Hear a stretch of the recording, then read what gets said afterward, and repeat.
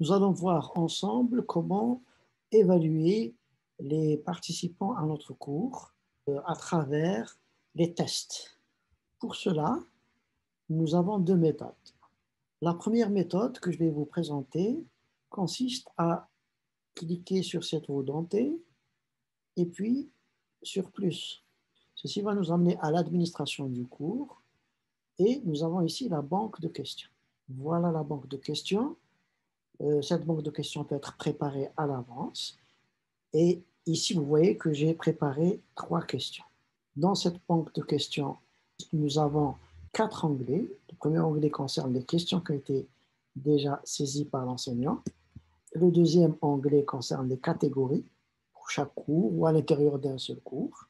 Nous pouvons importer des questions suivant divers formats de fichiers en glissant, déposant le fichier ici ou en choisissant un fichier. Nous pouvons aussi exporter des questions. Pour ce cours-là, je peux choisir d'exporter au format XML Moodle et je clique sur exporter les questions vers un fichier. Le fichier a été téléchargé et je clique sur continuer. Je peux aussi rajouter une question. S'il s'agit d'un test qui a été déjà préparé, nous allons rajouter une question. Nous pouvons choisir une de ces questions, soit une description, des mots manquants, sélectionner des mots manquants, marqueur glisser-déposer sur une image, sur un texte, type clause, intégrer, calculer simple, calculer à choix multiple, calculer appariement, composition, numérique, réponse courte, appariement ou choix multiple.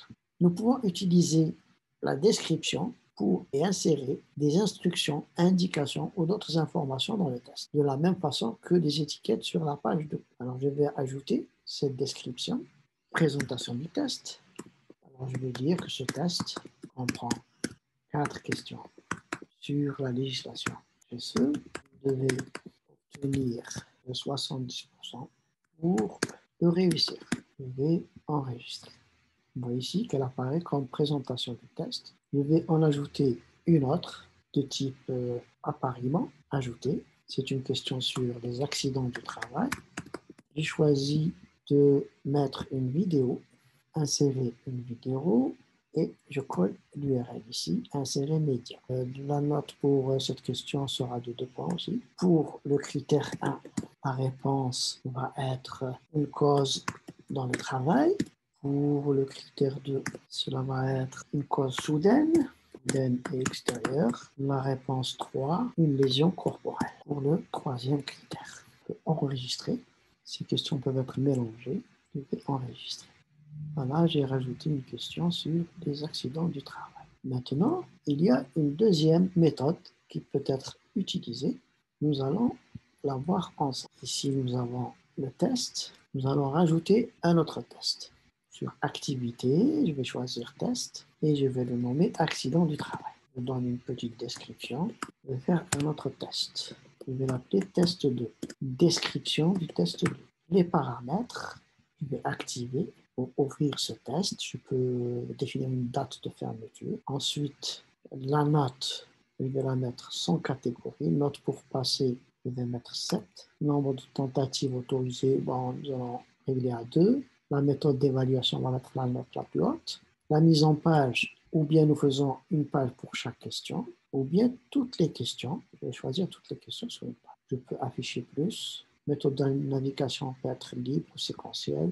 Le comportement des questions, mélanger les éléments, oui. Comment se comportent les questions, feedback a posteriori, bon, je vais laisser ça tel quel. Et je vais continuer. Option de relecture, bon, nous allons laisser tel quel. Apparence, afficher l'avatar du participant, c'est-à-dire l'image du participant. Parfois, nous voulons voir si réellement il s'agit de la personne que nous voulons tester. Décimale dans les notes, ça peut être jusqu'à 2. Bon, comme nous n'avons pas de décimale, on va mettre 0. Décimale dans les notes de 2 questions identiques en note globale. Ici, imposer l'utilisation de Safe Browser, non. Il s'agit d'un plugin qui permet de sécuriser entièrement le déroulement de l'examen. Est-ce qu'il y a des restrictions complémentaires? Non. Le feedback, les réglages courants, tout ça, nous allons laisser tel quel. Comme tag, nous allons mettre accident du travail. Nous allons enregistrer et afficher. Donc, nous allons modifier ce test pour une question à partir de la banque de questions. Alors, la banque de questions va s'afficher. Et cette question que j'avais déjà préparée, je vais l'ajouter au test. Et nous allons rajouter une autre question. Ça peut être une question vrai et faux, ajouter. De la question entre accident de trajet. Le texte de la question, un accident du trajet est celui qui survient entre le domicile et le lieu de travail, sans aucun détour, dans un délai raisonnable. La réponse correcte, c'est vrai, et je vais dire oui, c'est juste.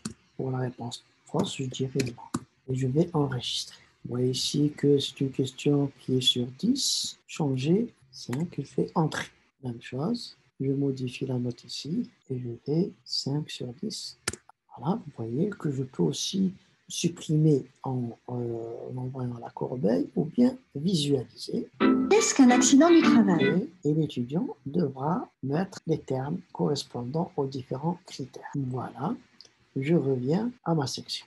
Nous allons voir l'un des deux tests et nous allons effectuer de nouveau le test. C'est ainsi que se présentent les questions. Ici, les questions sont chacune sur une page. Je vais répondre à la première question. Quel est le premier texte législatif algérien organisant la médecine du travail? C'est l'ordonnance du 10 juin 1974. Je peux effacer mon choix et refaire. Je passe à la page suivante. La législation impose une ventilation des locaux ainsi qu'un banc. Donner la réponse juste. Je vais mettre éclairage ainsi qu'un banc d'éclairage. Page suivante. Et la dernière question, la loi 8505 oblige les sociétés et tout prestataire dans le domaine de la nutrition d'assurer à leurs travailleurs un scanner thoracique annuel.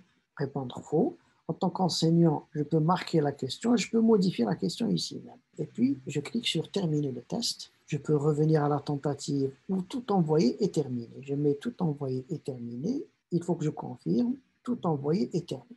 Et c'est ici que je vais avoir les réponses ainsi que le score. Vous voyez que toutes mes réponses sont justes et que j'ai un score ici de 5 sur 5 avec le temps mis pour faire le test, la date et l'heure, le nombre de tentatives. Voilà comment se présente un test. Voilà, je vous ai donné deux exemples concernant l'utilisation des tests dans l'évaluation de l'étudiant.